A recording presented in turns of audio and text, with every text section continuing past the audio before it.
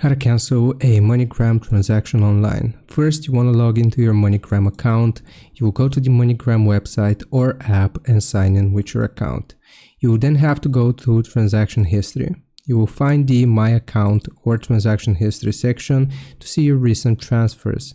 Select the transaction you want to cancel. You will find the pending transaction you want to cancel. Only transactions that haven't been picked up yet can be canceled. You will then choose Cancel Transfer. If it's eligible, you will see a Cancel or Cancel Transfer option. You want to tap or click it to start the cancellation process.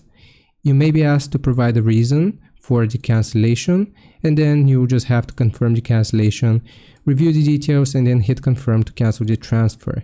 Processing time varies, refunds may take a few business days, and you want to watch out for email confirmation. You will receive an email confirming that your transaction has been canceled.